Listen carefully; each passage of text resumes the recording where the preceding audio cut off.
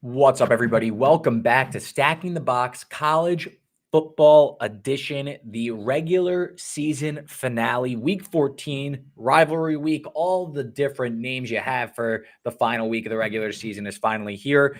I am your host, Reed Wallach, joined as always every Tuesday by Cody Williams. Cody, how's it going, man? We got one more week left. Going good, man. It's a little sad, a little somber. I mean, it'd be a lot more somber if we didn't have like a full month and a half of bowl season still ahead of us. Like that would make it a lot worse. Yeah, going through the bowl schedule as we try to set up the content calendar for the upcoming month or so. It's Yeah. Listen, it's a first for the selection committee. It's a first for the teams. It's also first for the content people doing all this for the first time, trying to find out, all right, what's the best way to get every bowl game in the mix and what's the best way to kind of like line up everything. So very exciting time of year here as we hit the end. And we got a few people in the chat already. Tempe Kids, a loyal listener, talking about the Buckeyes after Cody. It seemed like you were on the wrong side there. I was on the wrong side. You Hey, had a look, good first. I've never been afraid to admit I was wrong. Good opening script though for the Hoosiers before reality set in. I was ready. I was ready to call it right after that. I Yeah. thought we were done there. And then we got Matthew S checking in saying Rock Chalk Jayhawk. Cody, we were both on the wrong side of that one, kind of believing a little too much in Deion Sanders and the Colorado Buffaloes. But we got a lot to talk about this week because no, it wasn't about the Buckeyes. No, it wasn't about Kansas. It was actually about the SEC and taking a bunch of L's here down the stretch, throwing the college football playoff further into chaos. So I think it's a good segue here, Cody, to talk about our little updated bracket for this week. I wrote mine out. You got them all. You still got the historical lessons there for yourself. Yeah. So I'm not going to lie. Setting this one up was a little tricky. I don't feel good about this week's edition of the bracket, but I'll see where you stand. So I think we're going to be able to move through the early ones quickly. So 1 is Oregon. Yes. 2, Texas. Correct. 3, Miami. Correct. Okay. I imagine you had 4, Boise State. Correct. Okay. I had 4, Arizona State. And maybe it's a little projection on my part, but I do think that it's time to start looking at Boise State. And this is now 3 weeks in a row where hasn't been great. Yeah. And we're talking close calls. I know the one game against San Jose State got a little scoreboard looked nicer than that game actually was. They trailed by double 100%. digits in that one.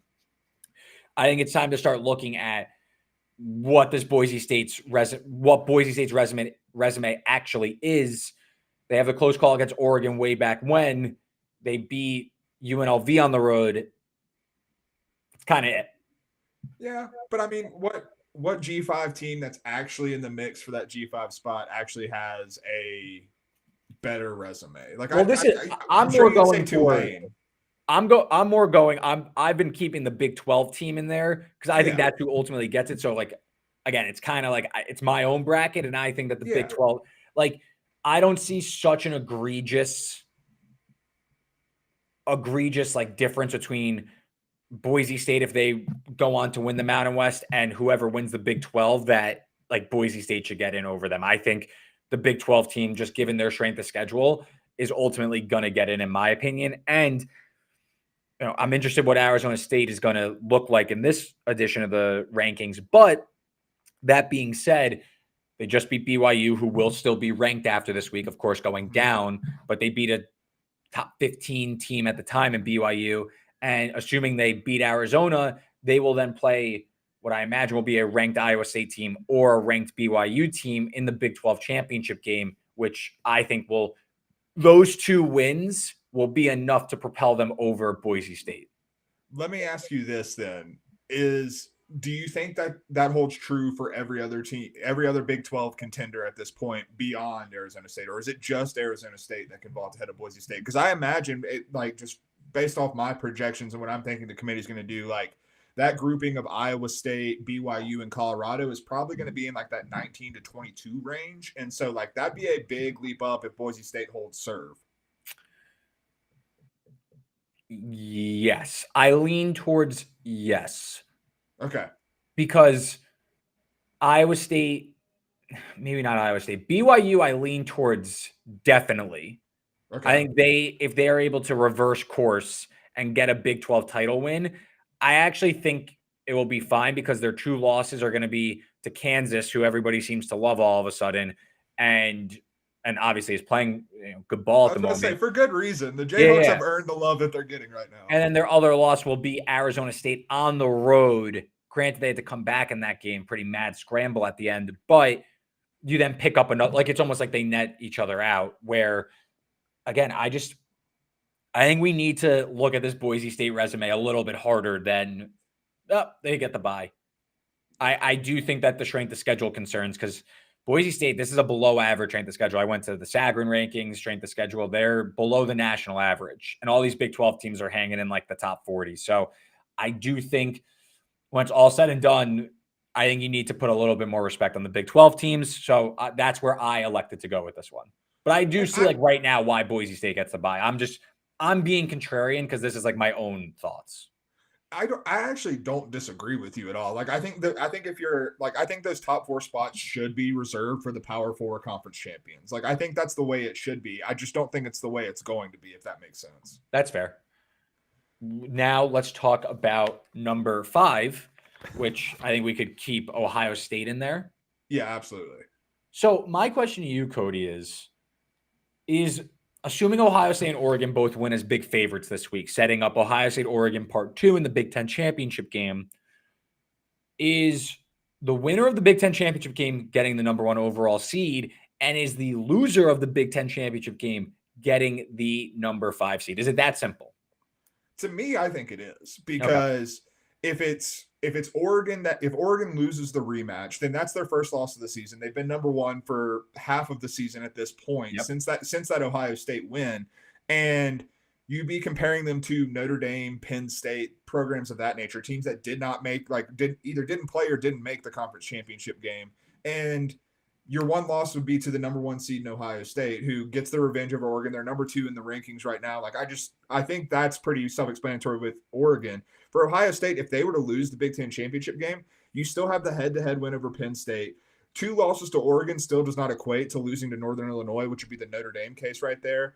And if Georgia loses in the SEC championship game, that'd be their 3rd loss. If Texas were to lose in the SEC championship game, that'd be their 2nd loss to Georgia. So like you'd be in the same boat right there. And I think you would have to have Ohio State ahead of Texas in that scenario. So like I just don't see a world where 1 and 5 are not the Big Ten champion and the Big Ten runner-up. Again, assuming that things hold serve in the final week of the regular season. Yeah, Tempe Kids chimes in, says, I wouldn't count out OSU slipping to lower than 5 if they have 2 losses. It's just, I don't really see the team jumping up. It would have to be because I imagine conventional wisdom would be either Texas or Georgia. But the thing is, one of them are going to take another loss along the way. If both win, they can't both win. Someone has to lose there. So I just don't know. I imagine the winner of assuming Texas beats Texas A&M, and we're going to talk about that game. Texas wins out, they will be the 2 seed, I imagine.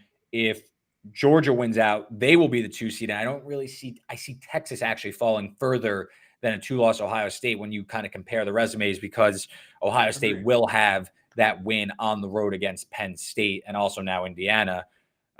So it's interesting though. So let's keep it moving.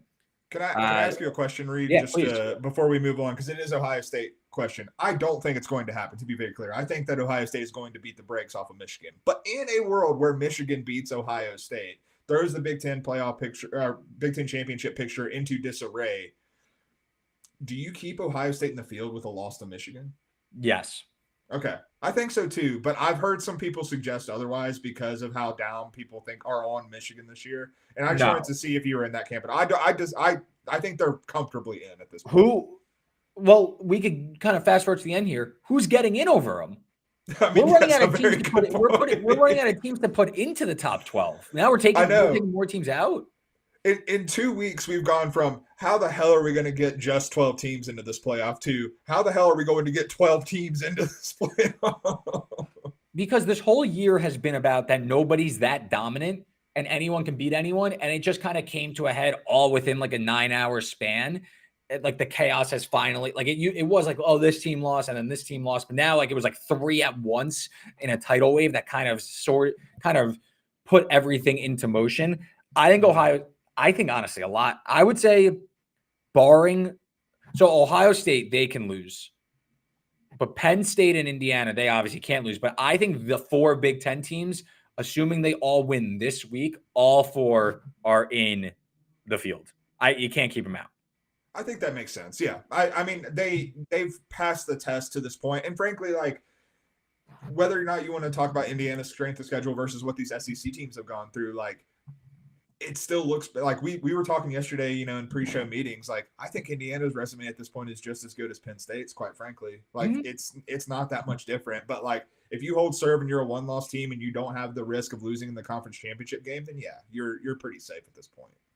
So the 6th seed, I made Georgia the 6th seed. Okay, I have Notre Dame as the 6th seed. Okay, and my thought being there, like, the committee is going to weigh that Army win probably heavier than they should, but they're going to weigh it heavily. Like, that's Army's first loss of the season. Like, they're going to weigh that pretty heavily, and it was a dominant win in Notre Dame's favor. Again, the Northern Illinois loss does look bad, but they also do have the Texas A&M win. They have the Navy win. They have the Army win under their belt. They have a Louisville win under their belt. So, like, I do think when you start to stack this up, like, the quality wins for Notre Dame are going to outweigh Penn State. So basically what I'm projecting is Notre Dame is going to jump Penn State, especially after the scare Penn State just got from Minnesota. But this would have them jumping Georgia now. They've been ahead of Georgia the entire time. Okay. I had Notre Dame at number 7. You had Georgia at 7. For me, I feel like I've had this the entire time. I have Tennessee 8, Penn State 9. I have that flipped. I have Penn State 8, Tennessee 9.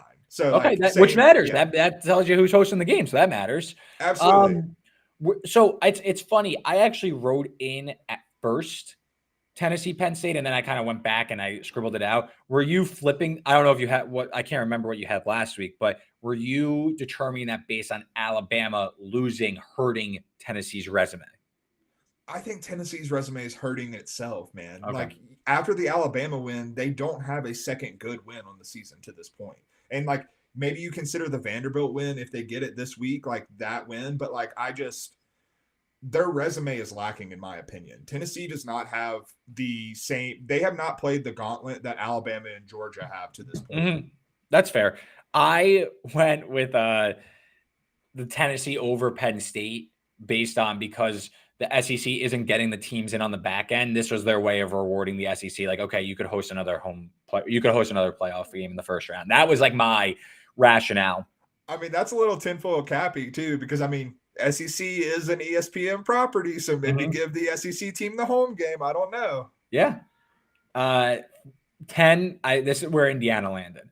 Okay, I have SMU at 10 because I think SMU at this point probably deserves a little bit more credit than Indiana to this point. Like, SMU has had a little bit more of a daunting strength of schedule, and they've passed the test. They have 1 loss. It was to BYU, which, granted, that loss has started to look worse and worse as BYU has started losing, but it's still not a bad loss. They don't have a bad loss on the resume.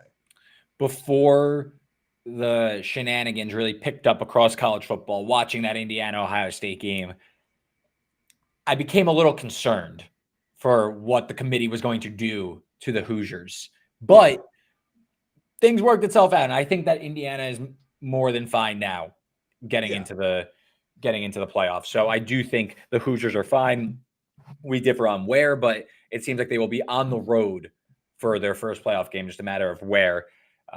That a Notre Dame, at least what I have, a Notre Dame, Indiana, which you also would have. Yeah, I also have that. That would be a fun little in-state showdown there in South Bend.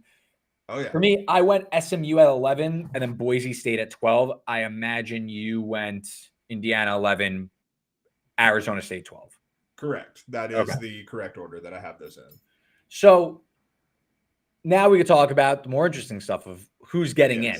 So to me, first of all, we're not done yet. There are still there's still a whole week of games, maybe 2 weeks, depending on how you think that conference championship week is going to be judged, that are going to determine who makes the 12-team playoff. You have Tennessee on the road against Vanderbilt. You have Notre Dame on the road against USC. You have We mentioned Ohio State playing Michigan. We have Arizona State. I guess they don't necessarily matter as much to this, but Arizona State on the road playing Arizona. Just a handful of games. Texas on the road at A&M. Yeah.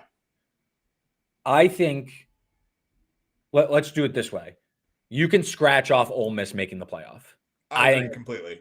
I won't say 0%, but I think we're like sub 5%. Oh yeah, absolutely. Like we're talking, honestly, I would even say almost sub 1%, because when you compare it, like if we're talking about Alabama in comparison to Ole Miss, it's no comparison at all. Like their two of their three losses to this point have been bad. Like Florida is playing a lot better now, still a bad loss. You lost to Kentucky, which is unforgivable in my opinion. Kentucky is not a good football team. And I agree.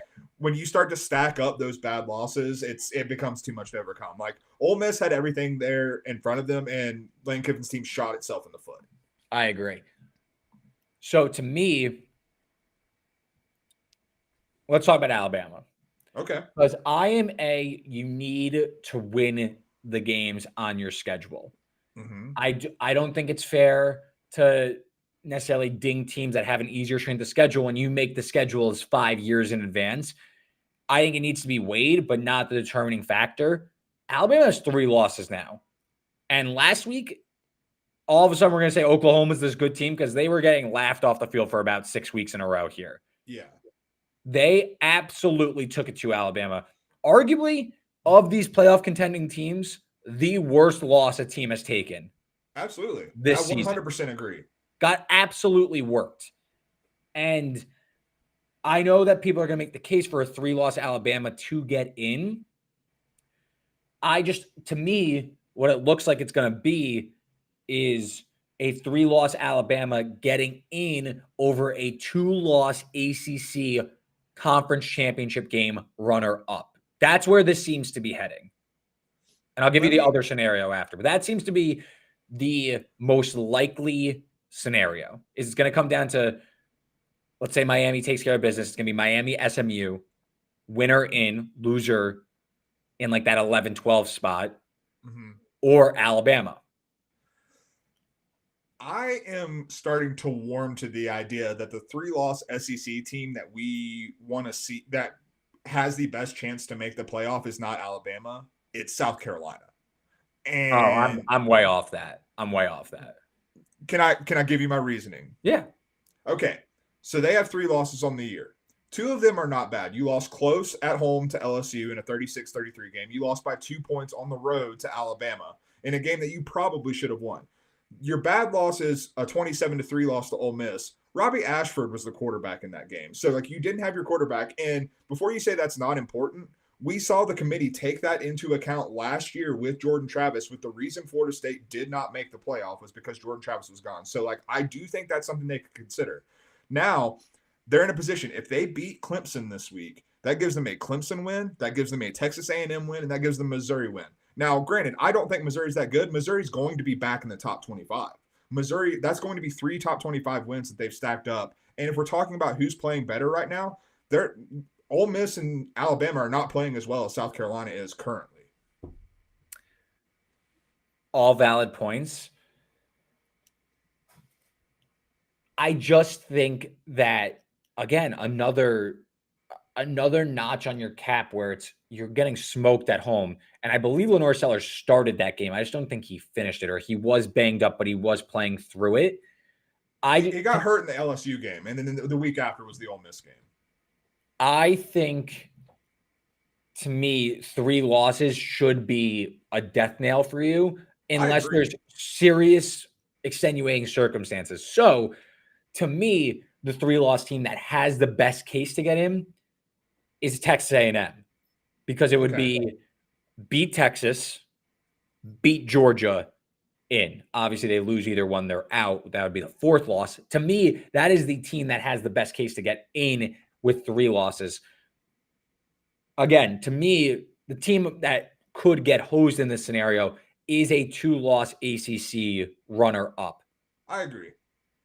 My issue with that is it's a really dangerous precedent to set that, hey, you made your conference championship game, good job by you, but you lose you're now out. And I see the committee already doing it. They basically did it last year where they kind of finessed it where Alabama got in over Florida State. To me, I might be wrong. I'm not saying this has to be the way. I am just Mr. Gotta win the games. You can't lose 3 games. I don't care what conference you're in. And when a team loses one regular season game, albeit to a ranked team with a different, we're talking quarterbacks, with a different quarterback starting that game by 3 points, and then your other loss is going to be the conference championship winner. Yeah. And then if it's Miami, I think that they would be perfectly fine taking Miami. To me, it's SMU being the. That's what I was just about to ask you. If like that was a SMU exclusive, basically, like if SMU beats Miami, I don't even think we have this debate. I think Miami's definitely in, and there's no 3-loss SEC team. Yeah, I agree with that part of the sentiment because like I think SMU is the one that's in danger. Like they're a winning in and losing you're out. Like I think that's where we're at with SMU, which I don't think is fair at all. I agree. Like I'm 100% with you. Like give me a 2-loss SMU team that lost in the ACC championship game over any of these 3-loss SEC teams, because I can make the case for South Carolina being the team that I would like to see out of the SEC. But at the end of the day, you still lost 3 games. All of these teams lost 3 games. Win the games on your schedule, and you don't have to worry about this. SMU has won every game on their schedule except for BYU. What you're going to talk about quarterbacks, they lost that game with Preston Stone at quarterback. So, like, I do think that it's going to be wrong, but you're absolutely right. That's what they're going to do if that is the case. The logo on the helmets matter more than we want to give it credit for. Yeah, which is unfortunate. Some comments on the ongoing college football playoff picture. Los Lobos checks in and says he put Army in the playoffs. Need an option team to shake it up. Oklahoma crushed Bama with option right, option left, and up the middle. That's it. Simplistic beauty. I agree. I think Alabama should be removed from the playoff picture altogether, but I digress. Yeah. You scored 3 points. 3 points. Tempe Kid says, not a chance in hell. Committee puts SMU in over Bama. Just thinking from their perspective, already bet Bama plus 180 to get in. Yeah. Tempe Kid says, committee has this what have you done for me lately mentality. The only pushback I have with that is one team's playing when the other team didn't qualify to make it. You know, all Alabama had to do was win as a 2-touchdown favorite against a team that was not bowl eligible. And they got walking. They got ran off the field. Meanwhile, SMU, look, I get it's an easy schedule, but look at these games. Pretty much have ran through the ACC for the most part this season. You got what, 2 close calls? Yeah, and the close call against Duke. Duke's a good team. Duke is not a bad football team. Yeah, that's what I'm saying. Like, yeah, that was a close game that had to go to overtime. Probably should have lost if you're SMU, but you didn't. And Duke has a nice resume. Like, that's not a bad close win. I don't know. It should be interesting. We'll see how this all goes. So great stuff on the bracket. We'll be back next week ahead of conference championship weekend to break down what will be our final projected bracket before we get the real bracket. So let's move on now. Before we talk about week 14, let me tell you about the sponsor for today's show, and that's Underdog. And Underdog, what a sponsor they are. Underdog is the best place to cash in on all of your takes this football season. Which players are going off? Which ones are ice cold? Make your entries in just a few taps and turn your sports opinions into real money. Join over 5 million fans that are already playing on Underdog. With their pick'em game, you can win money by making entries with your favorite players. Underdog is the best place to play as champion. So sign up and deposit now using promo code Stacking the Box to get up to $1,000 in bonus cash instantly. I signed up for Underdog. I am taking Travis Hunter to have higher than 104.5 receiving yards. Reed, you're crazy. 104.5 receiving yards? No way. Fellas, they're taking on Oklahoma State, who just allowed 56 to Texas Tech. They are the worst defense in the Big 12. And Travis Hunter, the minus 850 favorite to win the Heisman Trophy. They're essentially out of the Big 12 title race. You don't think the game plan is going to be, all right, 2, you're throwing to 12, and 12, you're going to run for a touchdown. Travis Hunter, more than 104.5 receiving yards. Hit that last week against Kansas for $152, I believe. I think he could do that again against Oklahoma State in a glorified scrimmage. Download the app with Underdog and use the code Stack in the Box to get $1,000 in bonus cash instantly. You could ride it with me, higher or lower. You make the call over on Underdog. Must be 18 plus, 19 plus in Alabama, Nebraska, 19 plus in Colorado for some games, 21 plus in Massachusetts and Arizona, and present in the state where Underdog Fantasy operates. Terms apply, void in Colorado. Concerned with your play? Call 1-800-GAMBLER or visit www.ncpgambling.org. Arizona, 1-800-NEXT-STEP or text NEXT STEP to 53342. New York, call the 24/7 Hope line at 1-877-8-HOPE-NY or text HOPE-NY to 467-369. Underdog Fantasy, what a sponsor. Great ad read. And I did not mean for that to come off with, the homonyms there at the end. But I did want to give you props before we get into this week's picks. You called the Heisman race perfectly about a month ago. And you absolutely nailed it. And, kudos to you. I want to give you your props there. We got jobs not finished. Thank you. But so really quick before we talk about it, because I'm driving myself insane about the Heisman. Is it over? Like, am I being paranoid now about the Heisman race? A little bit, I think. I think Okay. It is absolutely over because I think and maybe I'm just, way too vibes based with this, but like when I see people trying to campaign for Ashton Genty out there, like on Twitter relentlessly, anytime I log on and I look out there and it's like, oh, this shouldn't be even a contest, blah, blah, blah. If you're already having to do that 2 weeks before the Heisman ceremony, it's over. Like, we're done here. I agree. Obviously, I wish Colorado beat Kansas to keep it going because Genty, and I still think Cam Ward has a puncher's chance in this to get into the mix.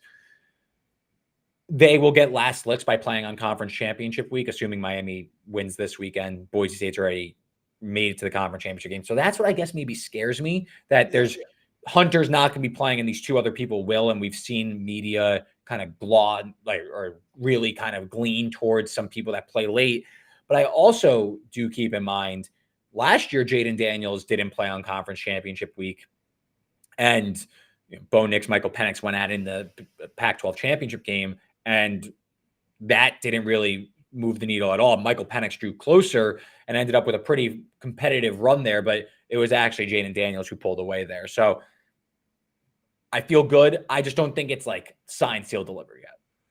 It may not be like completely signed, sealed, delivered, but I think like Jaden Daniels is obviously a good comparison. But I also think you look back at Lamar Jackson's Heisman. He wasn't playing on conference championship weekend either when he won the Heisman Trophy. And like, I think that when you're talking about someone whose singular performance is that outstanding in the way that Hunter, in the way that Jackson, in the way that Daniels all are, I think that like the Heisman voters reward that and don't particularly think about, team success as much, because you're looking back, those are Heisman winners that came from 3 lost teams. Those are the two that I think they all are in the same group, just in terms of their performance and who they are as like talents. And I will also say, and this was kind of where I was going a month ago. All right, if Genty doesn't keep up his historic pace, which it's not done yet, but he's going to need to average like 280 yards over the last 2 games to get to Barry Sanders' record.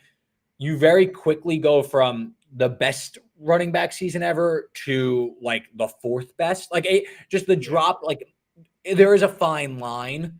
Not to mention he's already playing in more games than Barry Sanders did, but that's besides the point. But I was about to mention that as well. Barry Sanders had already set the record by this point of where Ashton Genty is in the season. Exactly. So not to mention, last point before we move on, Genty got banged up in the Wyoming game. He missed about half a quarter, ended up coming back in and helping Boise State beat 2-8 Wyoming as 23-point favorites, but whatever.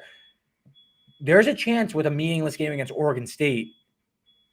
Again, Oregon State's terrible, don't get me wrong, but you have the Mountain West Championship game on deck that you got to win. Do you manage his workload a little bit? Do you take some time off? I don't know. Maybe I'm a little upset that you're disparaging the Pac-2 champion Oregon State Beavers. That's what I'm a little upset about currently. You think that there's some momentum behind them now? Hey, 1 win away from bowl eligibility. I honestly don't. I think that was a game they wanted to win for the Pac-2 meme championship. But outside of that, no, Oregon State's not in a good spot, man. So yeah, we'll see. And then Cam Ward, maybe he goes nuclear against Syracuse and SMU in the ACC title game and he gets into the mix, but we'll see. Odd Bakers would say that this is Hunter's Award, so we're almost home. We got 2 more weeks of games, and hopefully we sit on a pile of money. But anyway, let's talk about Week 14 and college football. Another push weekend for the two of us, Cody. We remain incredibly mediocre, under 500 for the regular season. I'm a half game behind you. We still got some picks to make, though. And let's start with the biggest game on the slate. We were kind of talking about this game earlier with the college football playoff bracket. That's Texas versus Texas A&M in College Station. Texas A&M off the absolutely gut-wrenching, 4 overtime loss 4 to overtime, yeah. Auburn. And I'm telling you, if they went like old school overtime, we were looking at LSU A&M from years ago when it was like 9 overtimes or something, and no one could seal the deal there. So A&M loses, 4.5-hour game.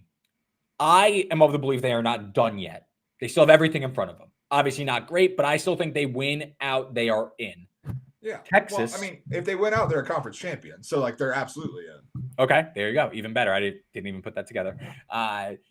Texas, another just shaky performance, just kind of going through the motions. Quinn Ewers picks up an ankle injury. Seems like he's going to play, but it's something to keep an eye on. Texas sitting as a 5.5-point road favorite against Texas A&M, total of 48.5. Where do you sit with this one, Cody? I'm going with the one thing I'm supremely confident in this game, and that is the Texas defense. So I'm going Texas A&M team total under 20.5. Wish we could have recorded the show yesterday when this was at 21.5. I'm not going to lie to you because that's a little bit better number for me, but I still do like the 20.5. One of the things that has stood out to me with Texas A&M is it feels like the formula has been quarterback B, Marcel Reed, takes over for Connor Wegman, plays great for like a game and a half, and then kind of turns back into a pumpkin. They go back to Connor Wegman. He plays great for a game and a half, turns back into a pumpkin.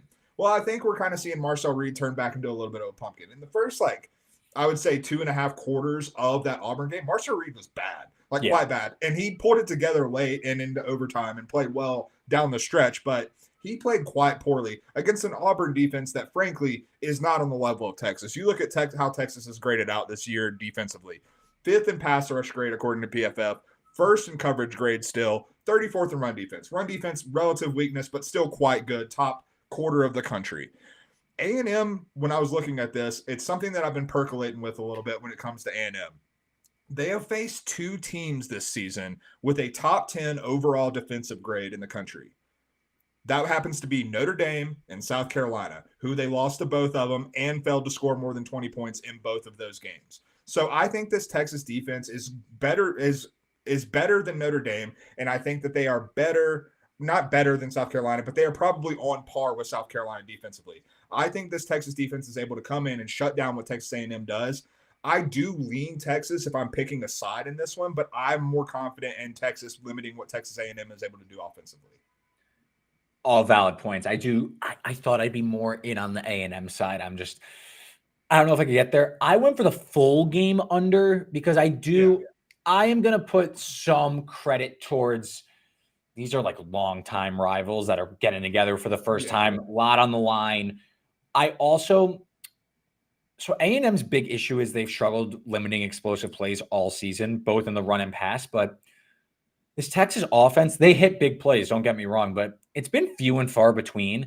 Got Isaiah Bond still nursing an injury. Quinn Ewers now banged up. I wouldn't be surprised at all if we see like an Arch Manning drive or two, not even for bad Ewers play, more for Ewers on a bum wheel, and we're going to try and like change this up a little bit and maybe unlock a bit of like the quarterback run game.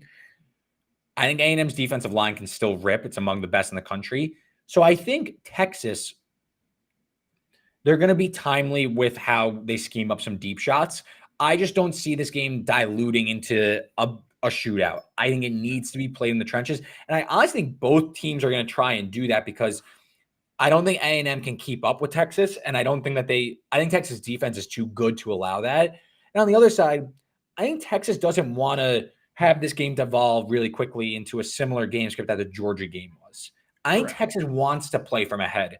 And I think that involves a pretty conservative game script from Sark. I don't think he wants the crowd to get too into this one where, hey, we're on the road and we're behind and we really got to pick this up. I don't think that's how Texas can play this year. Last year, yes. This year, no. Especially with Quinn Ewers banged up. No, and I also think that one thing I feel like isn't talked about enough, like, people are saying this is in Kyle Field, like, and it's a renewed rivalry that hasn't been played in quite a while, and like everything that goes into that. There's a reason it hasn't been played in quite a while, and it's not Texas, it's Texas A&M. Texas A&M has been ducking this game for a long time, and so like I do think that honestly, like I think in terms of script wise, if you're ideal script wise for Sark is you get up like 2 possessions, whether that's 10-0, 14-0 early in this game, like you're off those explosives early, then you just sit on it and let your defense take it. Like I love the underplay from you. I like the Texas A&M team total under, but like I think you take the crowd out of it early. You try to dial stuff up quickly, protect viewers, and just get out of there with the win. 2 more notes before we move on to our next game. Texas has played a few mobile quarterbacks this season. That's what we assume Marcel Reed is going to be. Shut down Hawkins for Oklahoma, shut down Arkansas with Taylon Green. Yeah. I believe total it was what? Oklahoma had 10 points. I mean, in like the competitive portion of the game, they had 0 points, 3 points. Yeah. Arkansas only got to, I believe, 10 points in that one. So something to keep an eye on. Colin Klein, offensive coordinator at Texas A&M. Where was he last year, Cody? That would be Kansas State, which Texas has had a little bit of trouble with. Yes. So that is something to know. If you remember last year's game, it's actually I went back this week and looked at what happened in the game. Texas went up like 27-3, something like that, 20-3. And it was Malik Murphy starting because Ewers was hurt. And there were a few interceptions, there were a few turnovers. Kansas State actually ended up forcing overtime and losing. So the game looked like a higher scoring game. But if you dive deeper, Kansas State, 5 yards per play. They didn't really move the ball all that well. They kind of cashed in on some good opportunities. So I actually think Texas is equipped to slow down A&M. And I kind of agree with your underplay. And I've said this all year. I feel like A&M's preferred script is like an NFL-style game. NFL-style scoring, NFL-style game where it's 2017 or it's 21-14, something like that. So that's why I lean with the under 48.5. No, I mean, you saw it last week. Like, as soon as that Auburn game got a little fast and loose, like, Texas A&M looked uncomfortable. And it like, took a while for them to get back. That it wasn't like they were going shot for shot. It was, all right, we're down 21-0. We have to, like, kind of work our way back. They're like the 100%. Slow starter. Exactly. And, like, if you do that against Texas, like, you're not going to have a good time. I agree. Let's move on to South Carolina, Clemson. I'm not sure what this rivalry game is called. I'm sure producer Joanne is going to type in the chat what this matchup is called between two. As someone from the Northern Carolina, it is the Palmetto Bowl. Oh, the Palmetto Bowl? Okay, good to know. We got South Carolina, Clemson. South Carolina, I mean, we were just talking about them, arguably the hottest team in the country. Clemson, a little out of sight, out of mind for most of the season. Where are your thoughts on this game? I'll spoil it. Producer Joanne says Gamecocks by 90. That would be incredible. That would be impressive. Would love to see it. Yeah. Where are you at in this game, Cody? I'm going on the South Carolina side of things. I've already made the case of why they should be in the playoff as a 3-loss team. So, I've kind of got to put my money where my mouth is on this one and go South Carolina plus 2.5 as the underdog in this one. Frankly, I think Clemson's pretty fraudulent. When you look at what Clemson has done this season, and you kind of the same thing I just looked at with A&M. Clemson has faced 2 defenses, according to PFF, that are grayed out as top 30 overall defenses this year. That is Louisville and that is Georgia. Those also happen to be Clemson's 2 losses on the season. When they have played top quarter defenses in the country, they have looked mediocre at best offensively. And South Carolina is a top 5 defense in the country, according to PFF's grading metrics. We know South Carolina's defense is legit. This is one of the best defenses in the country. I think that Clemson's offensive line is suspect still. It's something that Dabo Swinney has not put a lot of emphasis on in recruiting, and obviously not using the transfer portal at all, hardly. So, I think that South Carolina is able to really force Garrett Riley's offense out of script, force Cade Klubnik to be under pressure and make mistakes, which we've seen time and time again.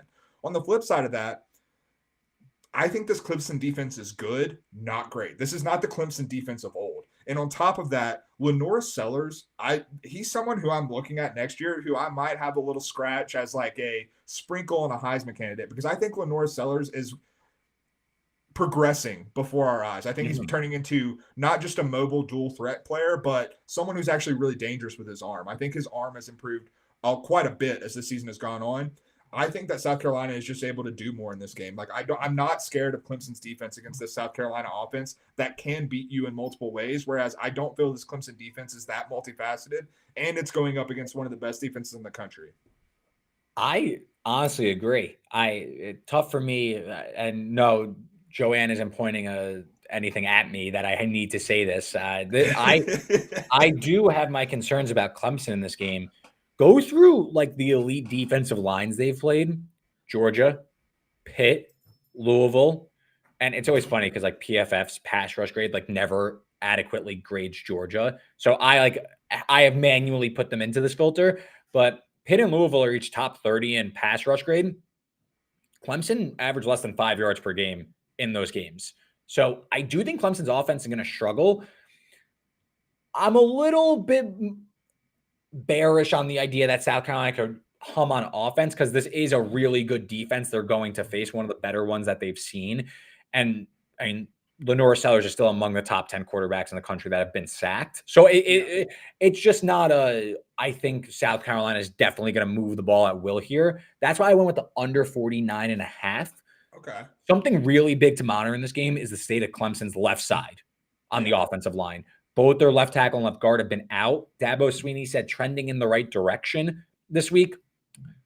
Who knows if that's right? But I think that is a must know because if Clemson is banged up on the offensive line, they stand no chance against the South Carolina defensive line. And in which case, I think I'm betting South Carolina. I would say this game should be like closer to a pick.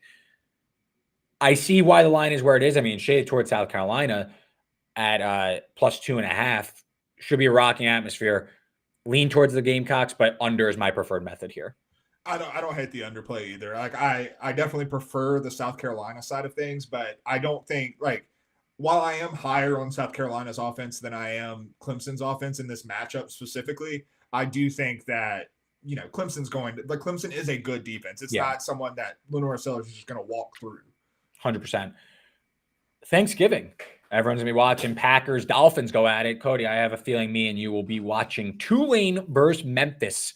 That's on right. Thanksgiving evening. Tulane, I've been talking this team up for a better part of 6 weeks here. This team's a wagon. Big number against Memphis, though. Laying 14, total of 56.5. Cody, what's your look in this Thanksgiving showdown? Oh, we're going over, baby. Memphis loves a shootout, and we're going to get one because Tulane, their defense has played extremely well. But where they are slightly more susceptible is against the run. And Memphis, though they play at a fast pace, they actually are a little bit more run heavy than you probably realize. And so they have been effective running the ball as well. So I think that Memphis is going to be able to control the pace with their run game, and they're not going to have many answers for Tulane. Memphis's pass defense grades out pretty poorly this season. And I think that Tulane, with the progression that we've seen from Mensah at quarterback, I think that they're just going to be able to light up the scoreboard. Frankly, like I see this game being in the high 60s, low 70s, quite frankly, because both of these teams have just been turning on the afterburners when it comes to their offense as of late. And I don't think the defenses are good enough nor deep enough specifically to be able to stop that for 60 minutes. Yeah, I agree with you. Over 56.5 for me as well. Tulane is very good. Don't get me wrong. I actually think this number is like a little big. We'll see. Yeah. But you look at when like they have faced some fairly bad offenses. And like the only time they really faced an offense with a pulse was North Texas. And North Texas passed for over 400 yards and scored 37 points. The result was never really in doubt because North Texas was kind of like down 2 scores. Okay, we'll score, but then we'll give you one right back. So it's like back and forth. That's the North Texas way. Exactly. So I can see a similar situation here.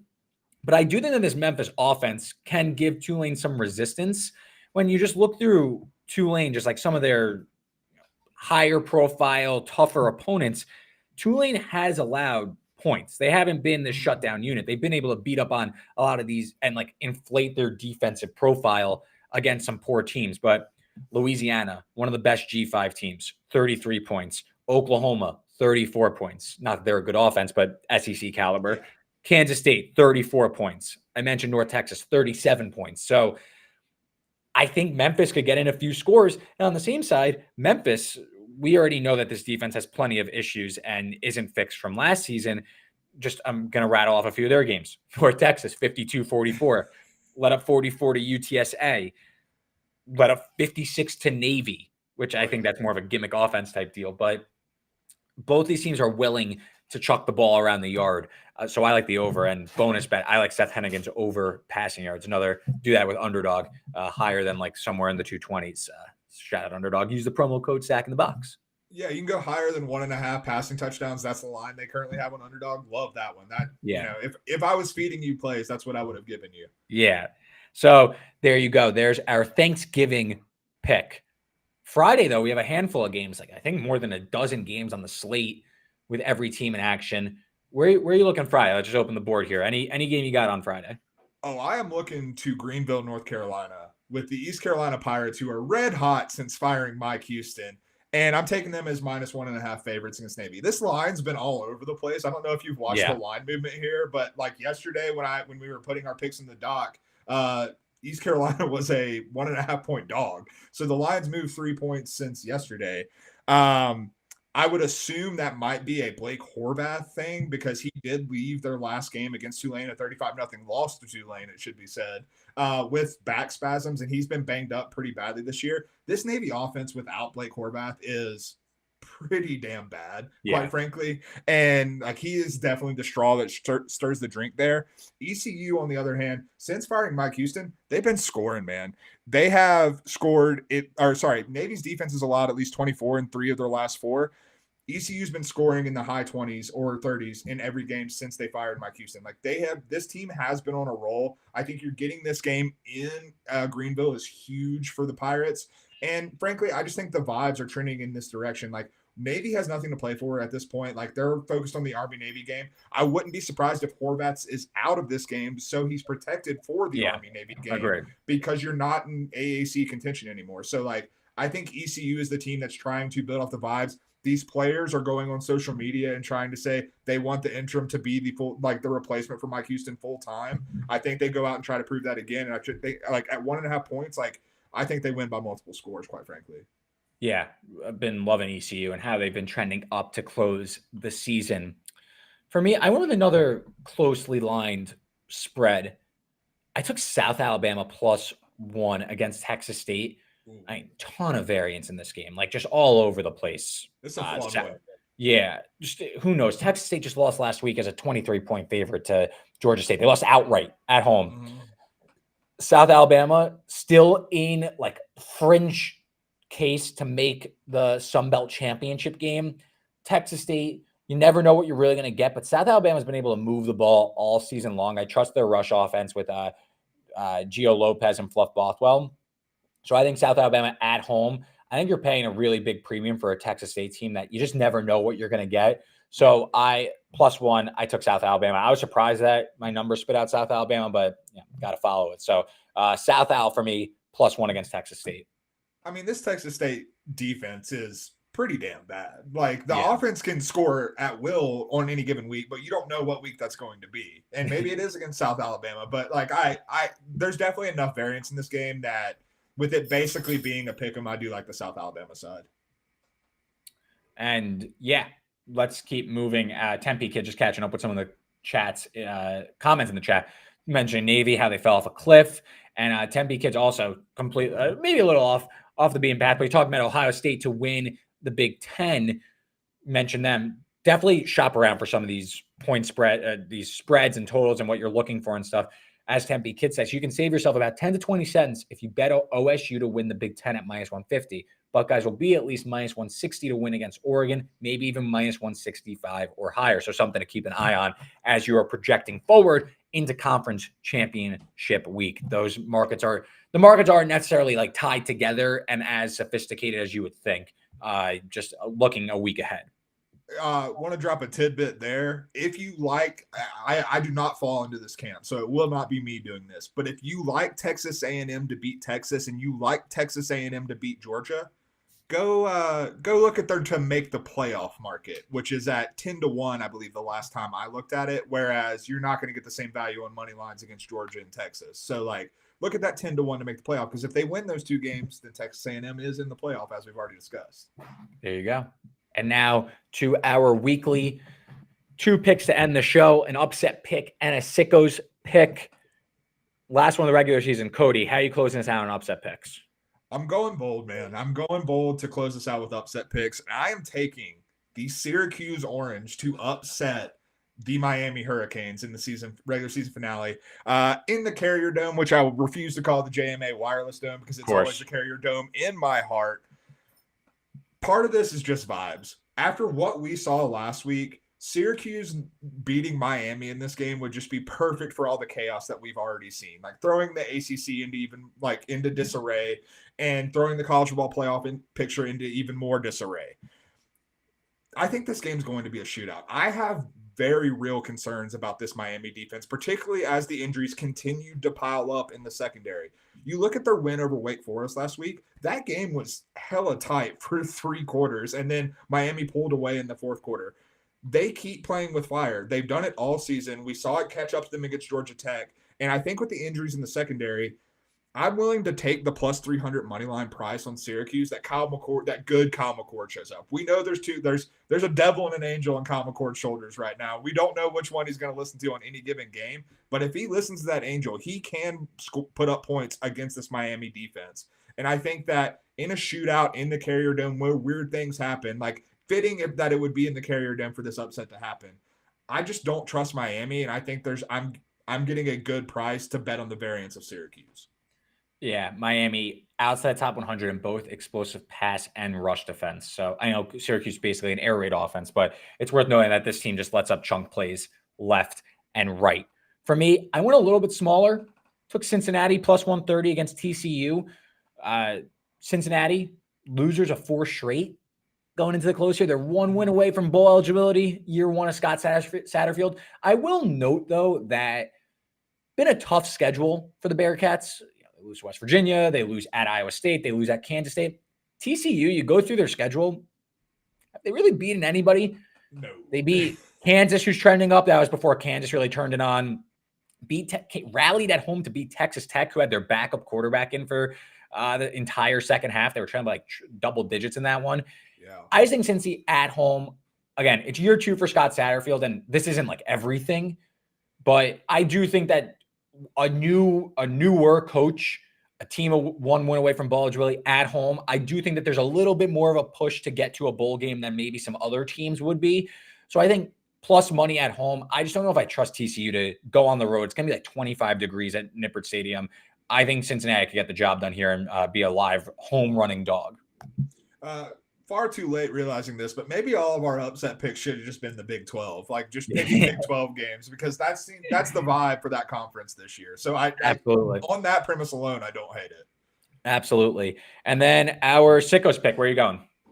I'm going Arkansas State, and I'm going to Jonesboro, and I'm taking Arkansas State Red Wolves as 4.5-point dogs against Old Dominion. Old Dominion might be falling apart, man. They've lost 3 straight coming into this game. And go ahead. What are you going to say? You look like you got a comment. As someone who has their under 4.5 win total, we have been grinding this one out. We have been like, first of all, before you finish, I don't think in the last 3 years I've gotten an ODU bet correct. I can't get this team right for the life of me. And obviously, I mean, I have their under 4.5 win total, and they were at 4 wins in like the beginning of November. So I've been sweating this one out, and we're at the final stage here. We need Arkansas State at home to just get the job done, and we'll see if we get done. I imagine I die a painful death. No. Arkansas State's winning this outright. Plus 4.5. Take the money line. Don't care. Look, these two teams are just trending in different directions. Arkansas State, their one loss in their last 5 games was to the Raging Cajuns, who is the Sun Belt favorite right now. So, like, you lost to the Sun Belt favorites.